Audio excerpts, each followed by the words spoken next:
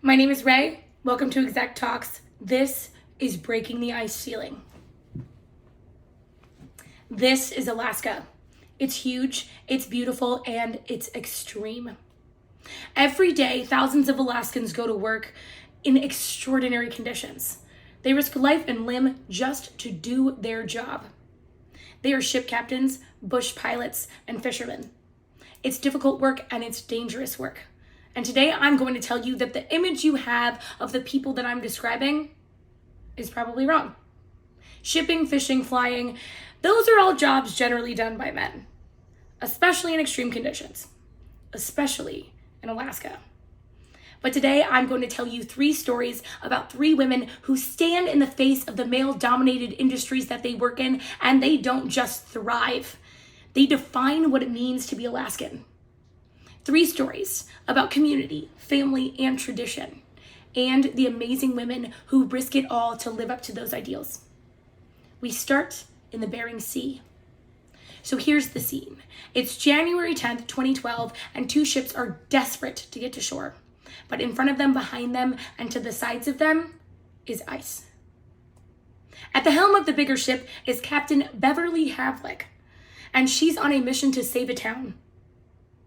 It's negative 19 degrees outside, the wind is howling, the seas are frozen solid, and time is not on her side. If Captain Havlik can't get to port, the more than 3,000 people that live in Nome, Alaska won't survive the winter. Nome is a tiny town, way up in mainland Alaska, right on the Bering Sea, just outside the Arctic Circle. It's so far north, we don't go there very often. There is one road out of town, and that road just heads north, into the icy cold.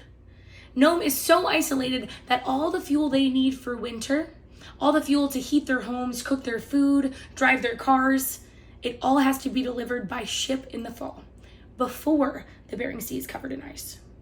But a storm forced the winter delivery to be canceled, and by the time the storm cleared, it was too late.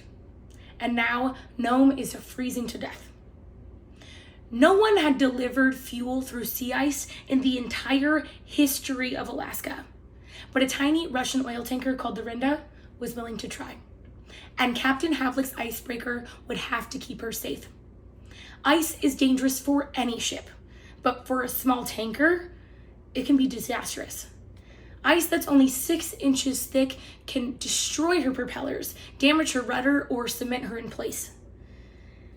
But the ice on the Bering Sea was already almost 5 feet thick in some places. And there was another danger. I'm going to let Captain Havlik explain.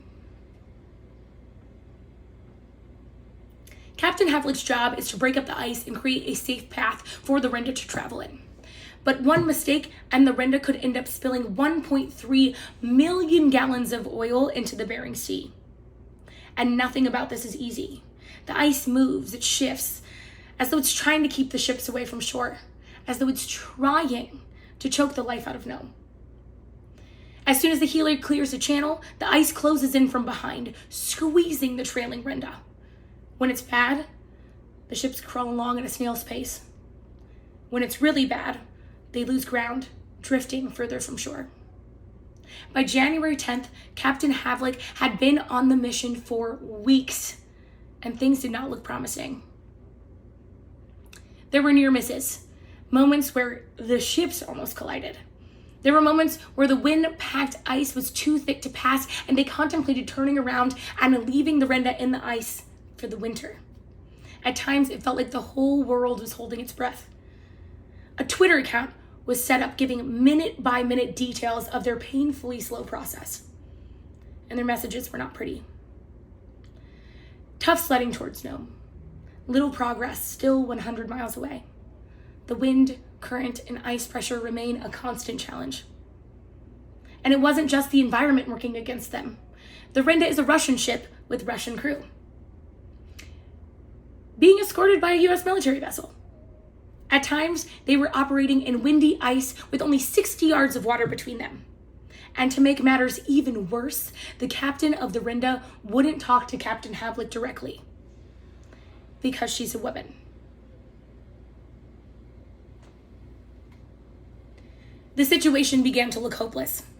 Even the New York Times reported it is unclear whether she, the Renda, will ever arrive. But Captain Beverly Havlik was not going to give up. Here's what she said to NPR at the time.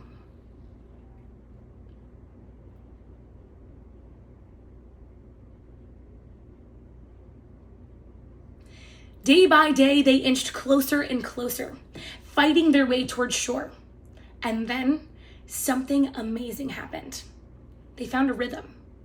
Like two ballet dancers learning difficult choreography, they began to move as one. Havlik's ship leapt ahead, breaking the ice. The Renda would slide in behind over and over, each one playing their role perfectly. A Marine pilot who watched said it was like watching poetry that nobody will ever see. And on January 13th, the citizens of Nome turned their eyes to the horizon and saw hope. Finally, after 3 weeks and 350 miles of relentless ice, the ships reached Nome. The mission was a success. The town of Nome was safe. They would survive the winter. And Captain Havlik had successfully navigated the dangerous waters of ice and of international relations. And to celebrate, the people of Nome did what anyone would do. They baked cookies. Because what else do you want after a grueling battle with the elements but fresh baked cookies? But here's the amazing part. When we asked her why she risked everything to save this town, here's what Captain Havlik said. Despite having lived through a grueling and cruel couple of weeks escorting what sounds like an unpleasant person across dangerous ice, Captain Havlik still rose above it all.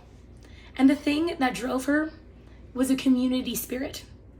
That community spirit, that sense of being in it together, that's what's so incredible about this state.